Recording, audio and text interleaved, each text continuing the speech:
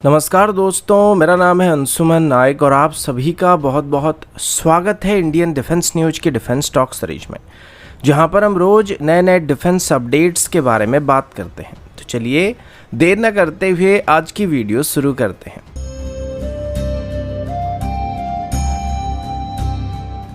आज की पहली अपडेट P8I एयरक्राफ्ट की तरफ से है, जिसको इंडियन नेवी का सबसे बेहतरीन मैरीटाइम सर्वेलेंस और सबमरीन हंटर एयरक्राफ्ट कहा जा सकता है। अभी हमारे पास ऐसे 12 एयरक्राफ्ट मौजूद है, लेकिन पूरी इंडियन ओशन रीजन में सही तरीके से नज़र रखने के लिए हमें इसे 18 से 24 एयरक्राफ्ट की ज़रूरत पड़ सकता है। अब इनिशियली 12 एयरक्राफ्ट को खरीदने के बाद 6 और P8I एयरक्राफ्ट को खरीदने का प्लान बनाया गया था, लेकिन DRDO की तरफ से भी नेवी को एडिशनल P8I एयरक्राफ्ट को खरीदने के बदले में इंडिजिनस तरीके से ही सेम स्टैंडर्ड की एयरक्राफ्ट को बनाकर डिलीवर करने का वादा किया गया, जिस वजह से अभी एडिशनल 6 P8I एयरक्राफ्ट को खरीदने का जो प्लान था उसको होल्ड पर रखा गया। लेकिन इसी बीच बोइंग की तरफ से बार बार भारत को 6 एडिशनल P8I एयरक्राफ्ट को बेचने की कोशिश किया जा रहा है, जिसमें बोइंग के मुताबिक पहले के मुकाबले काफ़ी अपग्रेडेड सिस्टम को नए P8I एयरक्राफ्ट में भारत को ऑफर किया जाएगा और ये वर्तमान भारत के पास मौजूद P8I एयरक्राफ्ट के मुकाबले और भी बेहतर होने वाले। लेकिन इसी बीच DRDO की तरफ से C295 एयरक्राफ्ट को बेस करके एक मैरीटाइम पेट्रोल एयरक्राफ्ट को डेवलप करने का ऑप्शन भी दिया जा रहा है। अब इसके लिए पहले से ही नेवी की तरफ से और कोस्ट गार्ड की तरफ से इंटरेस्ट को दिखाया जा चुका है और कुल मिलाकर नेवी और कोस्ट गार्ड के लिए 15 C295 एयरक्राफ्ट को खरीदने का प्लान बनाया जा चुका है, जिनको अभी मैरीटाइम सर्वेलेंस और पेट्रोलिंग एयरक्राफ्ट के तौर पर मॉडिफाई किया जाएगा। अब अच्छी बात यह कि अगर हम DRDO की मैरीटाइम पेट्रोल एयरक्राफ्ट को खरीदते हैं तो इसमें बेस के तौर पर जिस एयरक्राफ्ट का इस्तेमाल किया जाएगा वो C295 एयरक्राफ्ट होगा और उसको अभी भारत में बनाया जाने वाला है, जिसमें हमको फायदा होने वाला है। जबकि बोइंग से अगर हम लोग डायरेक्टली P8I एयरक्राफ्ट को खरीदने के लिए जाएंगे तो उन सभी को हमको डायरेक्टली इंपोर्ट करना पड़ेगा, जो कि महंगे पड़ने वाले। अभी इसके लिए DRDO की तरफ से नेत्र एयरक्राफ्ट में इस्तेमाल होने वाली AESA रडार को थोड़ा मॉडिफाई किया जा रहा है, जिसे खास करके एयर टू सरफेस ऑपरेशन में इस्तेमाल करने के लिए ऑप्टिमाइज किया जाएगा और सी बेस्ड और सरफेस टारगेट को डिटेक्ट और ट्रैक करने के लिए इसको डिजाइन किया जाएगा। इसके अलावा बाकी सभी सेंसर्स को भी DRDO की तरफ से धीरे धीरे डेवलप किया जा रहा है, लेकिन इसे अभी पूरी तरीके से बनकर तैयार होने में कम से कम 3 से 5 साल तक का वक्त लग सकता है और नेवी में इंडक्ट होने में और भी ज़्यादा समय लेने की उम्मीद आप कर सकते हैं।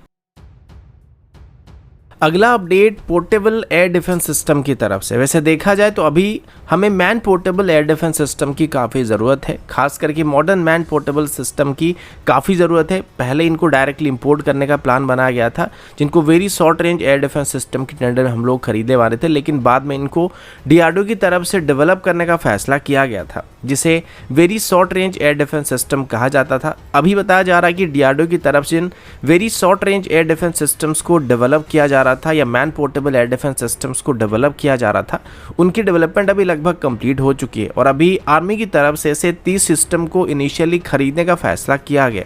जिनको इनिशियली टेस्टिंग करने के लिए इस्तेमाल किया जाएगा। और अभी जो 30 यूनिट को डिलीवर किया जाएगा, सभी के सभी man portable air defence system की प्रोडक्शन रेडी वेरिएंट होने वाले, जिनको ज़रूरत पड़ने पर फुल स्केल में मैन्युफैक्चर करना स्टार्ट किया जा सकता है। इनिशियली इनको DRDO की तरफ से DCPP यानी कि डेवलपमेंट कम प्रोडक्शन पार्टनर के प्रोग्राम के अंदर डेवलप करना शुरू किया गया था, जिसमें इनिशियली इसके डिज़ाइन से लेकर डेवलपमेंट तक का जो काम था उसको DRDO की तरफ से करना था, लेकिन इसके बाद इसको किसी प्राइवेट सेक्टर कंपनी के द्वारा फिर पब्लिक सेक्टर कंपनी के द्वारा प्रोडक्शन या मैन्युफैक्चर करने की कोशिश की जा सकेगी और आगे चल के शायद इसे बड़ी मात्रा में भी आर्मी में इंडक्ट करने की बात की जा सकती है। ये एक डुअल थ्रस्ट सॉलिड मोटर से चलती है, जो कि किसी भी लो फ्लाइंग एयरक्राफ्ट या ड्रोन या हेलीकॉप्टर को टारगेट कर सकता है और इसकी सबसे खास बात यह कि इसमें डाटा लिंक सिस्टम भी मौजूद है, जिस वजह से अगर दुश्मन किसी डायरेक्शन से आ रहा है तो मैन पोर्टेबल ऑपरेटिंग सिस्टम की जो ऑपरेटर होगा उसको पहले से ही दुश्मन की आने की खबर लग जाएगी और वो सही डायरेक्शन में इसको पॉइंट कर पाएगा। वरना फाइटर जेट बहुत ही तेज होते हैं और अगर वो लो फ्लाई करते हुए आते हैं, जब तक उनको स्पॉट किया जाता है तब तक वो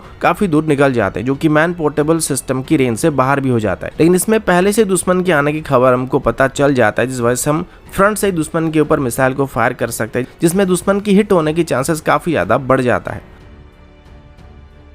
अगला अपडेट MiG-21 को लेके, जिनको इंडियन एयरफोर्स की वर्तमान की सबसे पुरानी एयरक्राफ्ट कहा जा सकता है और इनकी क्रैश रेट की वजह से इनको फ्लाइंग कॉफिन्स भी कहा जाता है, जिस वजह से अभी इसकी रिसेंट क्रैश होने के बाद इसको पूरी तरीके से रिटायर करने के लिए इंडियन एयरफोर्स के ऊपर काफ़ी दबाव डाला जा रहा है। अब इसी बात को लेकर इंडियन एयरफोर्स के चीफ वीआर चौधरी जी की तरफ से रिसेंटली मीडिया को बात बताया गया कि MiG-21 को जल्दी ही इंडियन एयरफोर्स पूरी तरीके से अपने सर्विस से रिटायर करने वाली है और अभी इनका समय पूरा हो चुका है, जिनको मॉडर्न तेजस से रिप्लेस किया जाएगा और मोस्टली इनको तेजस MK-1A एयरक्राफ्ट से रिप्लेस किया जाएगा और 2025 तक सभी एग्जिस्टिंग MiG-21 स्क्वाड्रन को रिटायर कर दिया जाएगा। अभी के लिए इंडियन एयरफोर्स की तरफ से पहले से ही तेजस की एक स्क्वाड्रन को एक्टिव किया जा चुका है और फॉरवर्ड एयरवेज में इसको शिफ्ट करने की बात की जा चुकी है, जो कि शायद श्रीनगर एयरवेज या फिर अवंतीपुरा एयरफोर्स स्टेशन में डिप्लॉय किया जाएगा। इसके बाद अभी इंडियन एयरफोर्स की तरफ से बात बताया जा रहा है कि अभी तेजस की दूसरी स्क्वाड्रन को भी एक्टिवेट कर दिया जाएगा, जिसे फॉरवर्ड लोकेशन में शिफ्ट किया जाएगा। इसी बीच पिछले कुछ दिनों से ये जो बताया जा रहा था कि अभी तेजस MK-1A की एडिशनल ऑर्डर किया जाएगा, जिसमें 100 के आसपास तेजस MK-1A की यूनिट्स को खरीदा जा सकता है। तो उसमें अब एक स्पेसिफिक नंबर भी सामने आ चुकी है कि एग्जैक्टली कितने तेजस MK-1A को बाद में ऑर्डर किया जा सकता है और बताया गया कि अभी शायद 97 एडिशनल तेजस MK-1A को आगे चल के खरीदा जाएगा